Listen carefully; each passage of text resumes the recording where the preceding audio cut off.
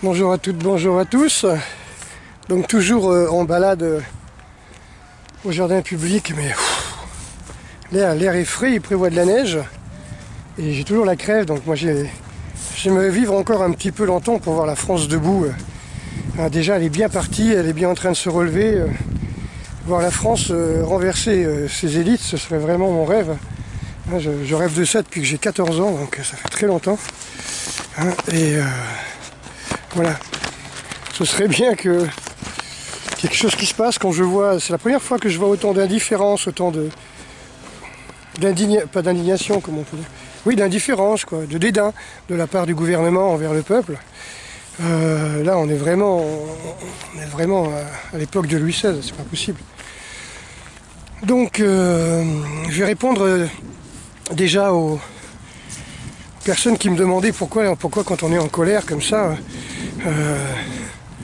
on met autant de temps et qu'on est autant en colère. Alors évidemment, j'ai oublié de dire un truc important, c'est que c'est vrai que les hormones, donc l'adrénaline, l'épinéphrine, ça nous donne de la patate, c'est-à-dire ça nous donne de la patate parce que ça nous stimule, mais aussi ça déstocke tout le sucre qu'on a en réserve dans le foie, tout ça, là, ça le fout dans le sang et ça le rend ultra disponible. Donc évidemment on a beaucoup d'énergie et c'est pas en 2 minutes, même si comme je disais, l'objet de la colère est parti, même si on est dans l'élan, quoi. On va pas freiner d'un seul coup comme ça, c'est pas possible. Le stop and go n'existe pas dans la colère.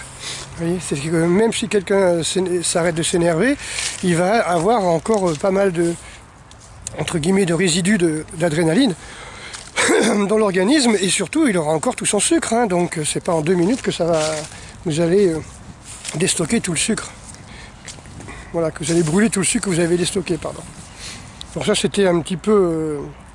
donc l'adrénaline c'est pour nous mettre en action. Alors on me disait mais comment faire? Ben voilà, si vous n'êtes plus en colère ou voilà, ou si vous êtes en colère par un coup de téléphone et tout ça, que ça vous a donné un petit coup de sang, voilà, ben faites des pompes, prenez une douche froide, bougez, allez courir, faites du sac de frappe, criez, chantez, roulez par terre, trépignez comme le font les sauvages, entre guillemets, hein, les peuples primaires, on va dire, quand il y a quelque chose qui ne va pas, comme un enfant, trépignez parce qu'il faut brûler tout ce sucre. Donc si vous ne voulez pas que ce sucre vous brûle, vous voyez. Voilà, donc... en parlant de colère et de choses comme ça, j'ai vraiment été scotché par les vidéos. Il y a une très bonne vidéo, hein, je vous conseille de regarder sur ma page Facebook. Hein. Donc, une très bonne vidéo qui a été faite par...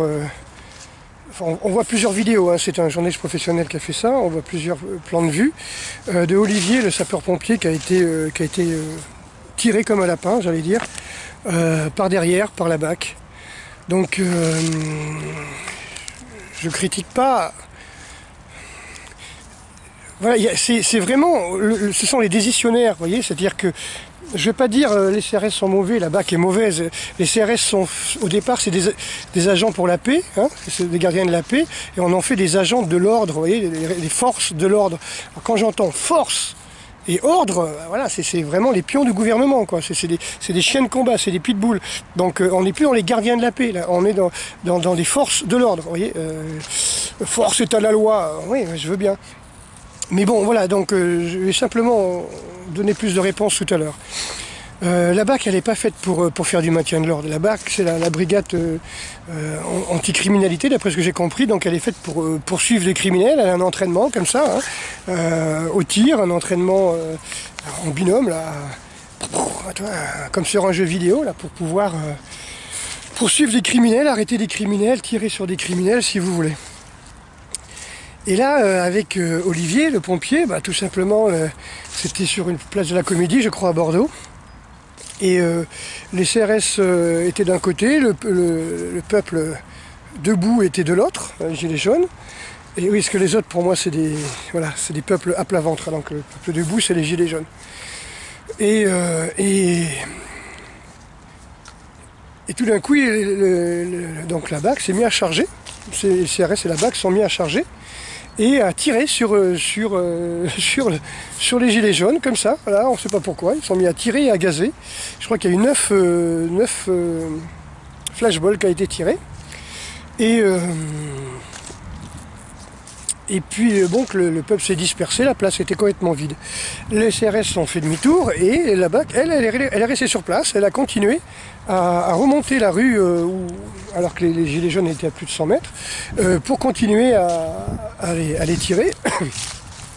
Et là, il y a Olivier, un pompier, qui est sapeur-pompier de Bordeaux, qui a fait un virage à 90 degrés et qui s'est engouffré dans une petite rue, tranquille, tout seul, en marchant tranquillement. Et on voit vraiment comme dans un entraînement, vous savez, un parcours de tir, quoi. Vous avez le gars qui est planqué comme ça, hein, hop, l'autre qui est derrière, alors lui, il arrive, bim, il tire, l'autre, il balance une grenade. Waouh!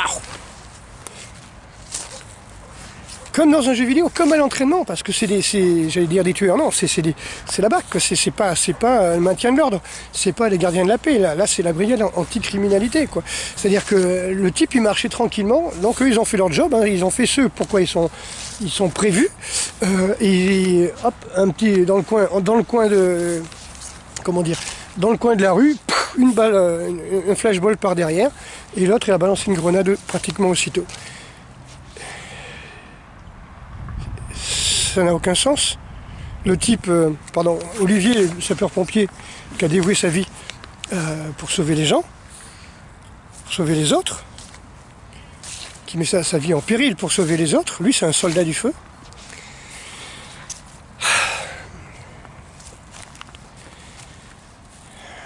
Cette personne-là s'est fait tirer par derrière, s'est pris une flashball dans la tête, par derrière. Il est tombé à plat ventre et l'autre de la BAC a balancé une grenade. Alors pour une fois je vais être cool, je vais dire simplement la BAC elle n'a pas sa place. Simplement il n'y a pas assez de... C'est pas qu'il n'y a pas assez de force de l'ordre sur ce genre d'événement. C'est qu'il y a de plus en plus de gilets jaunes, il y a de plus en plus de Français révoltés, et plus ça ira, plus il y en aura. C'est tout. Donc qu'est-ce que font les ministères en haut lieu? Qu'est-ce que font Castaner et les autres? Ils dépêchent des auxiliaires, c'est-à-dire la BAC, pour soutenir les forces de l'ordre, pour soutenir les CRS, dont c'est le métier. C'est comme si on demandait, je sais pas moi, à des CRS de faire la guerre ou des brigades anti-criminalité, ça n'a rien à voir. Chacun son job, chacun choisit son incorporation, chacun son entraînement. Voilà, le mec qui veut être dans les bureaux est dans les bureaux, celui qui veut être sur le terrain, il est sur le terrain. Donc ça c'est le premier truc. La BAC n'avait rien à faire là, et la BAC elle a fait son job, sauf que en fin de compte c'était pas de la self-défense. Pas de sommation, pas de self-défense, juste un tir derrière la tête. On va dire, je dirais, d'après ce que j'ai vu, je dirais à 20 mètres quoi. Ça fait chier quoi. Franchement... moi j'ai soutenu les forces de l'ordre, hein. Je suis un ancien parrain comme j'ai dit, je cotise aux forces de l'ordre, hein. C'est-à-dire je cotise pour les orphelins, hein. Je suis orphelin à police, hein. Et parce que je pense que voilà, il faut soutenir les forces de l'ordre, il faut soutenir les gardiens de la paix. Mais là franchement, ça fout les boules. Ça fout les boules. Voilà, je suis un citoyen lambda, français, qui aime son pays, qui aime la paix et qui voit un groupe d'intervention qui n'a rien à faire à sa place. On ne va pas envoyer le GIGN pour encadrer des manifestations. Et pourtant, vous avez les camions du GIGN, enfin les blindés. Regardez bien, à mon avis, il doit y avoir des gens du GIGN à Paris sur les manifs. Qu'est-ce qu'ils font là? Pourquoi pas l'armée? Pourquoi pas les forces spéciales? Pourquoi pas les régiments parachutistes? Pourquoi pas les chasseurs alpins? Je comprends pas. Il y a un truc qui va pas. Je crois que le gouvernement est tellement rejeté, tellement haï. Il y a tellement de gilets jaunes qui se réveillent, il y a tellement de Français qui se réveillent et qui enfilent le gilet jaune qu'il n'y aura jamais assez de force de l'ordre. Alors je vais vous donner un message que j'ai déjà perçu plusieurs fois sur internet. Les forces de l'ordre, moi je vous respecte, mais vous êtes à 1 contre 10 000. Vous croyez vraiment que vous allez continuer à faire de la répression comme ça? Parce que le gouvernement n'a pas de réponse. La seule réponse qu'il y a, c'est d'envoyer les forces de l'ordre, qui sont le tampon, hein, qui sont celui qui va tamponner, hein, ceux qui vont se prendre les coups, ceux qui vont se prendre les insultes, ceux qui vont se prendre des pavés. Et ceux qui vont réprimer, c'est eux qui vont avoir la haine, c'est-à-dire ils vont recevoir la haine du peuple français. Alors que d'abord, beaucoup de ces gens-là ne sont pas à leur place. Déjà, ça c'est mon premier truc. Ensuite, je voudrais remercier une personne, j'ai pris des notes, hein, parce que ça m'a bouleversé. C'est un représentant d'un syndicat de police. C'est Vigie, hein, police Vigie, c'est Alexandre Langlois, qui a confirmé en gros tout ce que j'ai dit sur mes vidéos. Et là, franchement, j'ai été sur le cul parce que moi, je fais mes vidéos par instinct, par coup de gueule, par, comment on peut dire, par émotion, hein, tout simplement. Et il a confirmé ce que j'ai dit. Il a précisé que les groupes de policiers qui sont sur le terrain, ça peut aussi bien la BAC que les CRS, ils sont comme en gros, moi je l'ai vu ça dans son explication, ils sont comme des pions sur un échiquier, hein, voyez, puis on avance les troupes comme ça, vous voyez, on avance, comme les croupiers avancent les jetons, vous savez, au casino, ben là, vous avez déjà vu ça dans les films, Napoléon, tout ça, hein, vous avez la carte, hein, avec les petits soldats de plomb, et puis les gens, les généraux, hop, ils avancent les troupes avec une barre de croupier, comme ça, une crosse de croupier. Et quant à vous savez, ils ont un numéro derrière, les policiers, enfin les compagnies de CRS. Quand la compagnie A, elle est à tel endroit sur la place d'Étoile, il y a la compagnie B qui est ailleurs, la compagnie G qui est ailleurs, la compagnie E qui est ailleurs. Et aucun de tous ces gens-là n'ont une vision globale de ce qui se passe. C'est-à-dire ils pensent quand on commence à gazer que les gilets jaunes vont partir, parce que quand on gaze quelqu'un, c'est pour disperser la foule. Vous savez, on fait les sommations, on disperse. Sauf que, dans tous les témoignages qu'il y a eu, et y compris le secrétaire général du syndicat police Vigie, Alexandre Langlois, il dit bien qu'en fin de compte, les gens sont parqués, ils ne peuvent pas partir. Ça a été dit par tous les témoins, qu'il y avait des touristes japonais, des touristes espagnols, des touristes anglais et tout ça qui est là, et qui se sont retrouvés parce que la police les a guidés petit à petit vers la place de l'Étoile. Ils se sont retrouvés là complètement prisonniers, en se demandant ce qu'ils foutaient là, quoi. Ils n'avaient pas de gilets jaunes, hein. Et ils ont été parqués, ils ont été gazés. Je vous dis pas pour l'image de la France. Après on vous dit oui, mais Bachar el-Assad dit qu'il faut que les Français arrêtent de gazer le peuple, que le gouvernement français arrête de gazer le peuple. Oui, c'est pas des conneries. Voilà, donc merci à monsieur Langlois. Il confirme qu'en fin de compte, tout se passe au niveau des décisions, hein, dans le centre de contrôle, comme ça, hein, où eux, ils ont, sur toutes les caméras, ils sont en direct et ils voient tout ce qui se passe. Ceux qui jouent aux échecs et ceux qui envoient leurs troupes petit à petit comme ça, la BAC d'un côté, les CRS de l'autre, les camions de l'autre, et hop, et puis donnent l'ordre de gazer alors que personne ne peut sortir. Donc, comme il dit, c'est le préfet dans la salle de commandement peut analyser la situation globale, et pas les gens qui sont sur le terrain, ni les CRS, ni la BAC. Vous voyez, donc en fin de compte, toute ma colère était en disant mais les CRS ils font ça et ça n'a aucun sens, parce que c'est complètement contre-productif. Quand vous gazez des gens qui sont enfermés, ils ont 10 fois plus de force, hein, je vous l'ai déjà expliqué, puisque vous faites justement appel à l'adrénaline.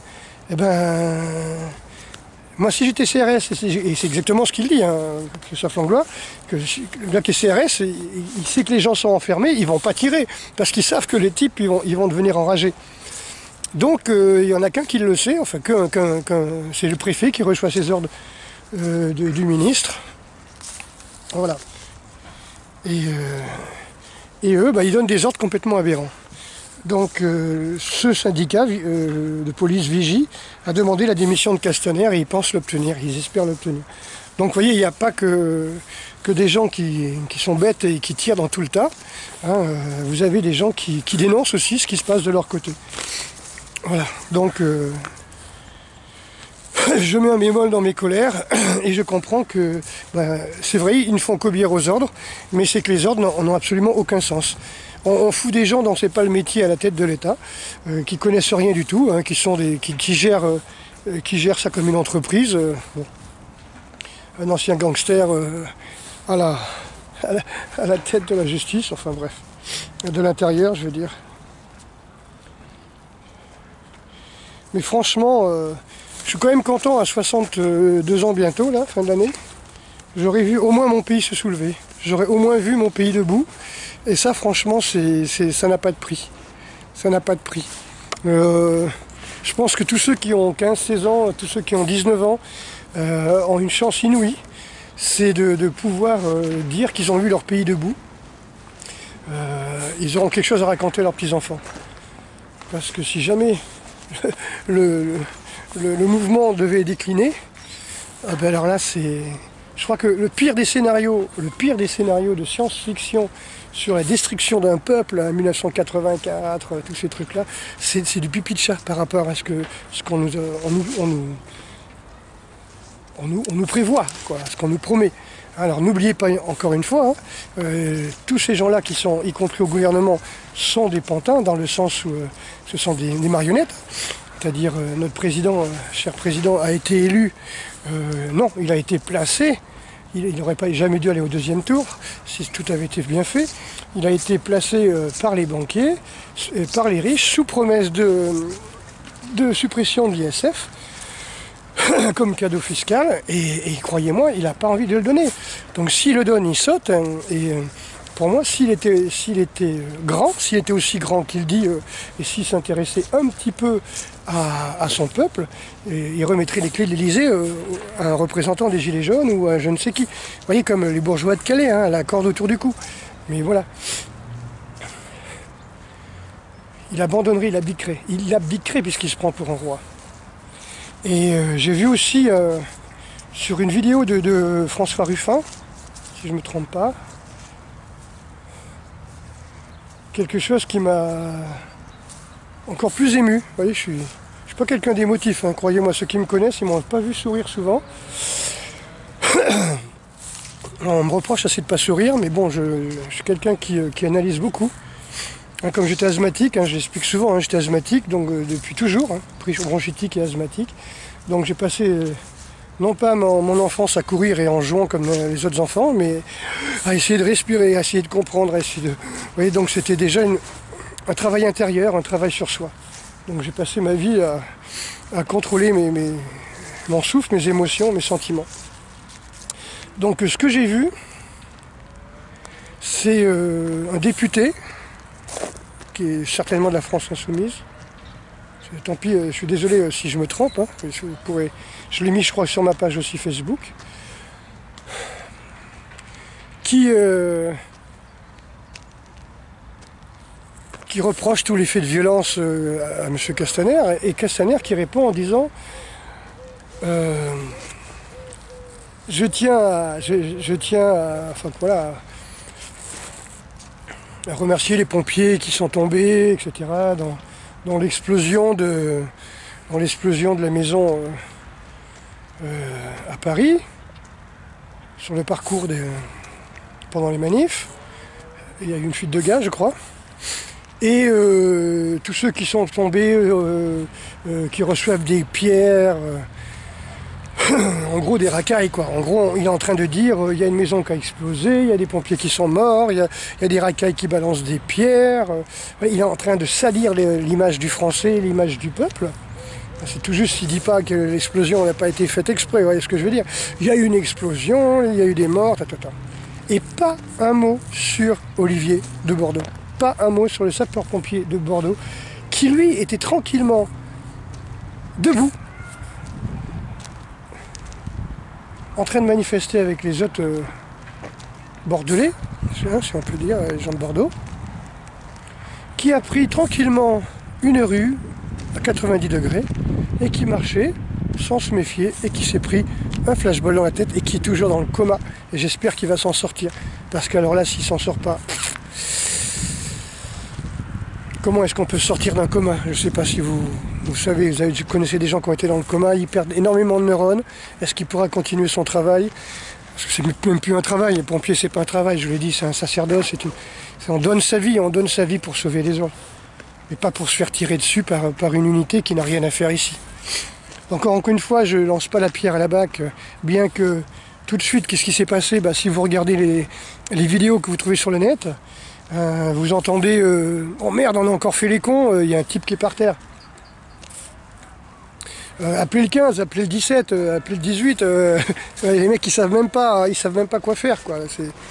Et puis ils le laissent pour mort, hein. Ils se barrent, ils reculent, et le réflexe qu'ils ont eu c'est ramasser les douilles. On l'entend, hein, je ne l'invente pas, ramasser les douilles. C'est-à-dire effacer les traces. C'est des réflexes de soldats, ça. On n'est pas dans le maintien de l'ordre, là. On est vraiment dans le combat urbain. C'est des réflexes de combat urbain qu'ils ont eu. Donc, je peux pas m'appesantir là-dessus, franchement. J'essaie de réfréner mon incompréhension. Je peux pas dire ma haine, parce que franchement, là, je suis au-delà de tout ça, quoi. J'en peux plus, là, j'en peux plus. J'ai la crèche, je suis affaibli, j'arrive même plus à trouver de goût à ce que je mange. Mais par contre, je suis tellement content. Aussi, quand on voit la France debout, quoi. Franchement, j'aurais jamais cru que dans ma vie, j'aurais pu un jour voir la France debout, le peuple se réveiller. Et moi j'ai défilé, comme j'ai dit dans d'autres vidéos, j'ai défilé quand j'avais 10-11 ans, là, 12 ans, 13 ans, contre la tenderie, d'ailleurs la chasse aux oiseaux avec des filets, contre la chasse à la glu, contre la chasse tout simplement. Hein. Parce que voilà, quand on est enfant, on a un cœur pur et on aime les animaux, quoi. Après on les mange, c'est encore autre chose.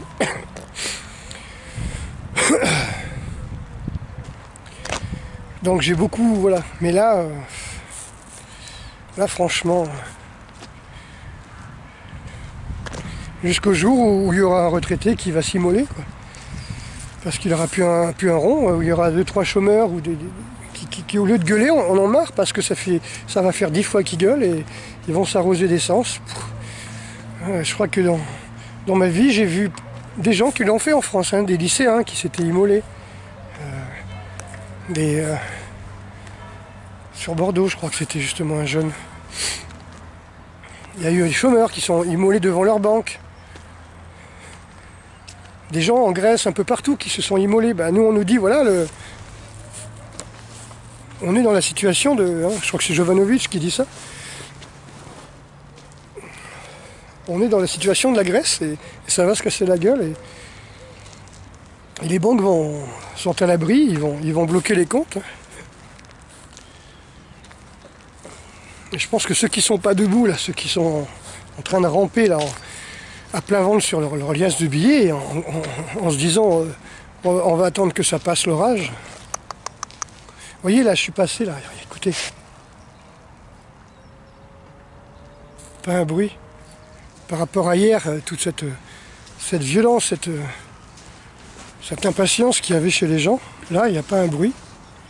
Et je vous dis, ça me fait penser au calme avant la tempête. Donc on est vendredi.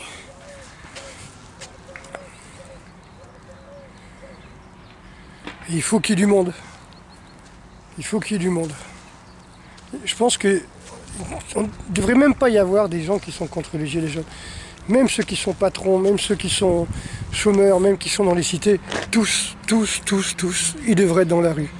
Tous, pour montrer aussi aux représentants de la loi, aux forces de l'ordre, aux gardiens de la paix, à la BAC, au GIGN, pour montrer que c'est pas juste une crise, c'est pas juste un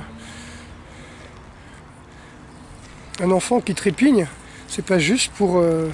ça va pas passer, ça va pas passer. On est encore dans la colère, on est encore dans le cortisol, dans l'adrénaline, hein, et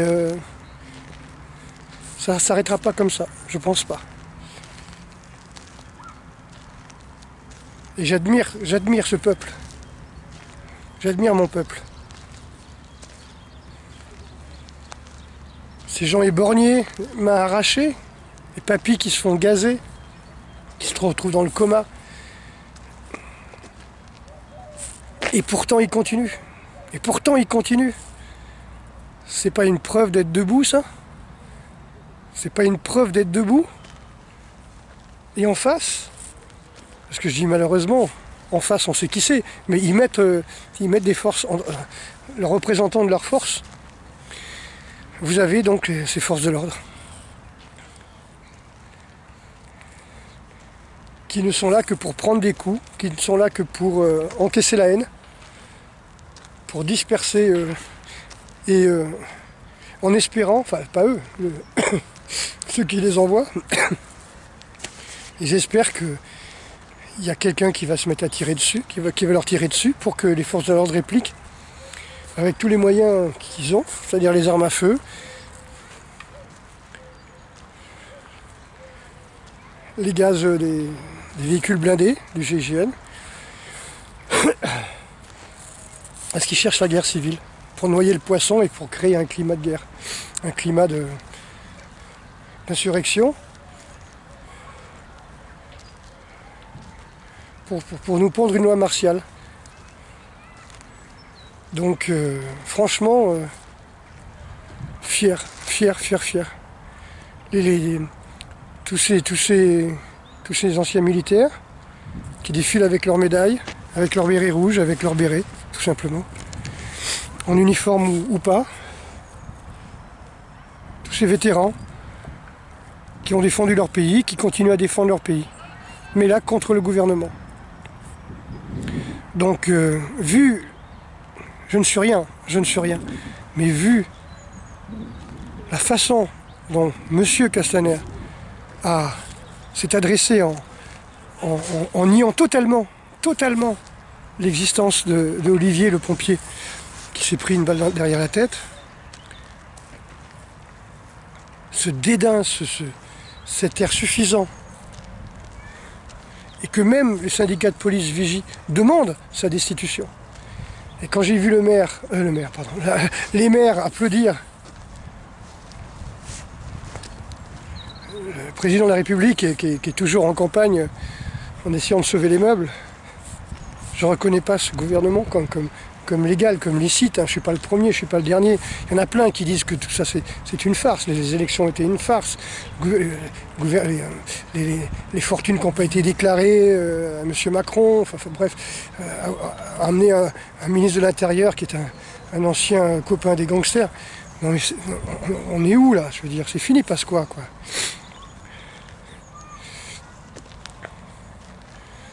Voilà, donc demain, c'est l'acte 10. En espérant que ce sera le dernier, qu'il y aura quelque chose qui va changer. Que les forces de l'ordre vont se mettre du côté du peuple, et qu'ils auront compris qu'eux-mêmes sont dans le peuple. Leurs enfants, leurs femmes, tout ça, c'est le peuple. Parce qu'ils ne peuvent pas se reposer, ils sont épuisés, ils n'en peuvent plus, ils risquent de craquer, donc ou en enlevant leur casque et en baissant leur bouclier, ou en tirant sur la foule.